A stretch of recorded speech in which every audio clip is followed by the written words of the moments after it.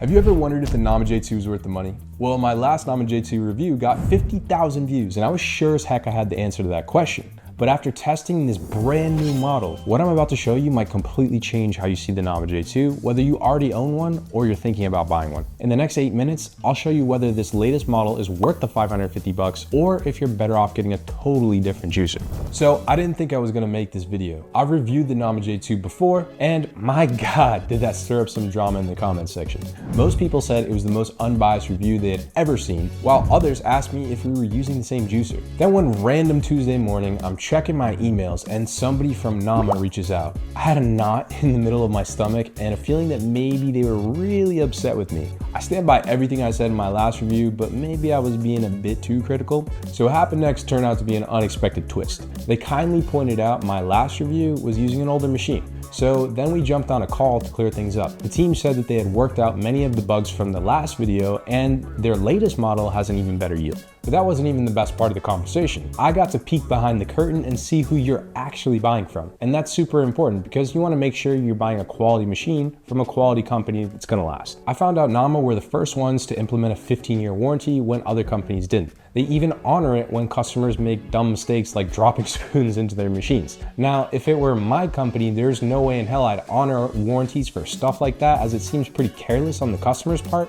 but Nama said that they did it anyway. In their own words, they think of themselves as a customer service company that just happens to sell juicers. But here's what impressed me the most. They actually listen to their customers. Before the J2 was born, the #1 complaint was prep time. They asked themselves, how can we get more people to stick to juicing? And the answer was the hopper. Their CEO, Dan, pulled up sketches from the early days showing me the prototypes of the very first J2 with a hopper design. He shared stories about flying to South Korea and meeting with manufacturers to make his dream a reality, and they got it done. It was one of the reasons the J2 took off like a rocket, selling like crazy. And back in 2021, no other company had this. After hearing all this, I thought, damn, these guys are obsessed and they're really stepping up their game. So when Dan said, you know what, I want you to test out our latest J2, I felt like I had to update my review. And let me be clear, Nama didn't pay me to make this video. I know you see a lot of influencer marketing behind them, but maybe there's a reason why comments like these get so many likes. Got one for Christmas 2023 and have used it every day since, 183 days. It's not far-fetched to believe people genuinely love the product. The question is, will you love it too,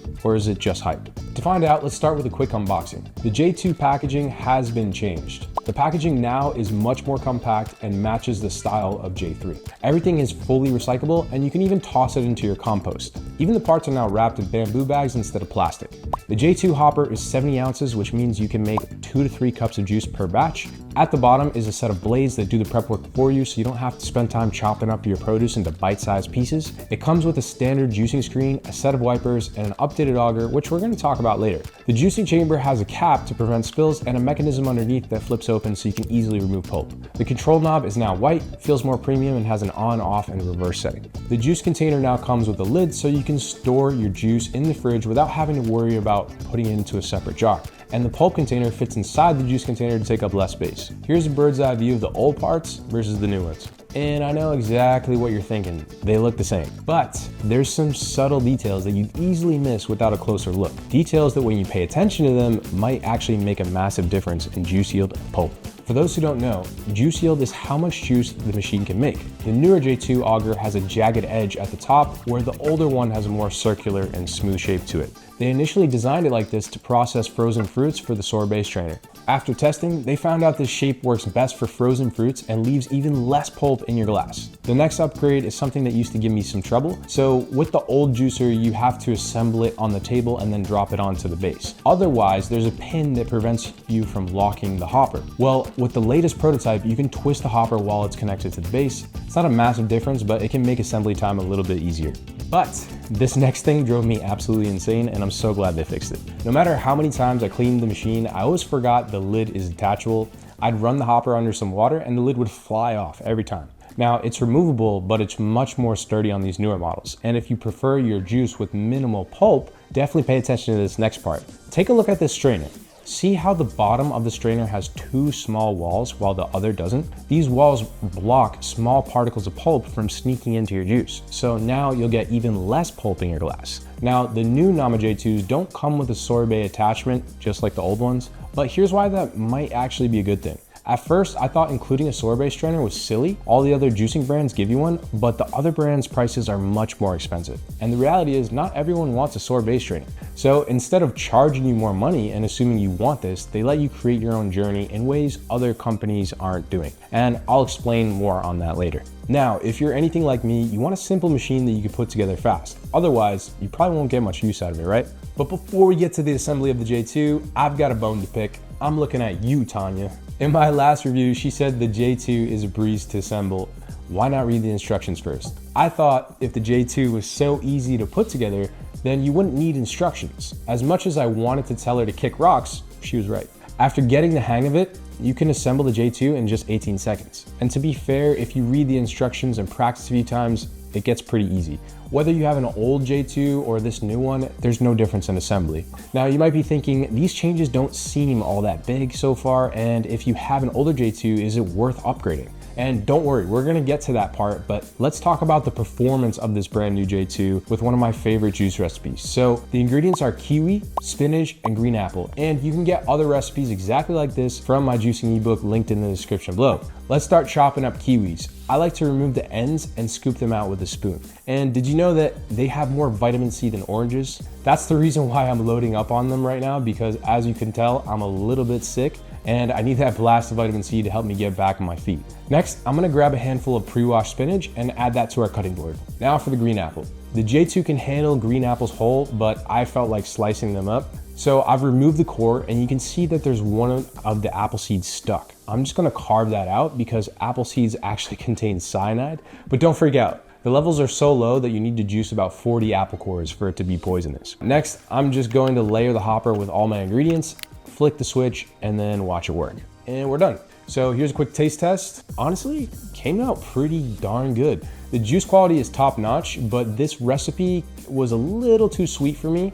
So I'm just probably gonna add some coconut water or some regular water to it later just to dilute it down. Here's a quick shot of the pulp, and I have to say, I'm impressed. When I juiced kiwi with the previous J2 model, it would usually come out a bit more wet. And if you decide that you want the J2 at any point in this video, there's a link in the description, which I'll update with the best discount on the internet. Right now, I think it's about like 10%. If you use that link, it'll help support the channel, which I greatly appreciate. But I can't just show you one recipe because you're not getting the full picture of the J2's performance. So I actually spent more than $4,000 in 37 hours testing all the best juices on the market with things like celery, ginger, oranges, and leafy greens. And I promise, I'm gonna show you those exact results for the J2, this newer one, how it stacks up versus the older one and all the other juicers. But before I reveal that, we have to talk about something everyone loves to complain about. Now, let me ask you something. How would you feel standing over your kitchen sink at 7 a.m., your lower back screaming because you've been hunched over for 15 minutes while trying to dig out stubborn pockets of celery pulp? Yeah,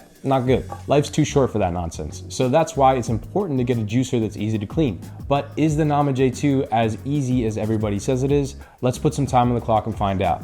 So from start to finish, it takes about 2 minutes and 16 seconds. Now, this wasn't the fastest juicer I've cleaned, but honestly, it's not that bad either. But now for the moment of truth, I'm gonna show you the exact yield and how it compares to the previous model, plus other juices on the market. So we've got our 4 pieces of produce, celery, ginger, oranges, and leafy greens, and I chose these because they're good benchmarks for fibrous, hard, medium, and soft produce. To start, I measured 6 ounces of celery for each juicer. I loaded both of these up and let them rip. We've got about 128 milliliters of celery juice for the new J2, and for the older model, we were able to get 131 milliliters of celery juice. Here's the squeeze test on the new J2, and here's the squeeze test on the older model. Here's the comparison of the pulp.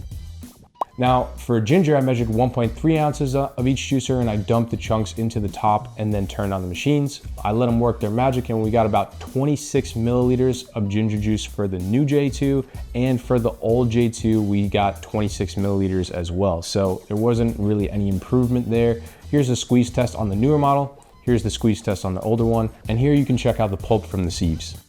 Next up, oranges. I measured out 8.5 ounces for each machine, loaded them up, and let them work. That turned into 166 milliliters of juice for the newer J2, and for the older one, we were able to get 155 milliliters. Here's the squeeze test on the newer one, and here's the squeeze test on the older one. So both were pretty darn dry, and here's what the sieves look like. For leafy greens, I used about 2 ounces, and I put them into both machines. These take longer to process just because there's nothing really weighing them down. So we've got about 36 milliliters of green juice with the new model, and with the older model, we've got about 28 milliliters. Here's the squeeze test on the new one, and here's the squeeze test on the old one. And you can take a look at the sieves here. This was the final scorecard for both machines. So as you can see, the yields are better in almost every category versus the previous model, especially when it came to OJ and leafy greens. But to be honest, there was really one thing I didn't like about the J2, so make sure you listen up, otherwise you might regret not knowing this. After cleaning both the new and the old J2 hundreds of times, you start to notice patterns. The auger has a gap underneath where the pulp tends to get stuck, and 9 times out of 10, you can need to scoop this out with your brush tip in a circular motion. There's also this hole on the strainer that usually gets pulp lodged inside it. You'll have to poke at this with the tip of your brush, or you could probably use like the end of like a spoon or something. I wish you could just spray these parts with water. That'd be much easier. And because the Nama J2 uses a stainless steel juicing screen, you've got to make sure that you scrub it thoroughly. If you don't, you might miss some specks of pulp, and over time, this can cause mineral buildup, which can block these micro holes and reduce yield. That's not a deal breaker, but having a bigger and better cleaning brush could improve the process, and I think Nama is already working on something like this. For those reasons, cleanup was the only thing that I didn't like about the J2. Now, people have a lot of reasons why they love the J2, but here are the 3 main ones that stuck out to me. First, you have to know that if your juicer is inefficient, then you could be wasting money on half-juiced fruits and vegetables. When comparing the J2 against popular juicers, it's a consistent performer. In my test, I found that the Nama J2 gives you some of the highest yields on the market, and having a high yield is going to save you money on groceries in the long run. So the performance you get from this juicer is top notch. And if that excites you, then you might love this next part. After speaking with Nama, they told me that their customer base wants as little pulp as possible. So if you're someone who wants the least amount of pulp in your juice, then this might be the right machine for you. The Nama J2 not only has high yields, but they've made tweaks that make this machine one of the best I've used at filtering out pulp. And here's my #1 reason this juicer stands out from the rest. The Nama has a catalog of add-ons that enhance the functionality of the juicer. The best part is these are universal and can work on any J2, new or old. Want to make sorbets? There's an add-on for that. Want an even bigger hopper? There's an add-on for that too. It's kind of like the app store of juicing. They also have some of the best accessories I've used. The juice bottles feel primo. Then there's these juicing cups that have built-in strainers in case you want even less pulp. And you can get a stainless steel citrus juicer that sits on top of the machine. Now, these are gonna cost you extra, but if you only need the base juicer, $550 feels like a steal, and it still leaves you with enough cash left over to buy the add-ons you actually want. I like that Nama gives you the freedom to customize your own juicing experience. So if you're watching this and you already have a J2, don't feel like you have to get the latest model. While I'm stoked with the bug fixes and the yield improvements, I don't think these upgrades warrant buying a whole new machine. But if you're in the market for a newer juicer and want something with ultra low pulp, then I get the J2. If you're looking to save some money, there's a link in the description below, which I'll update with the best discount on the internet.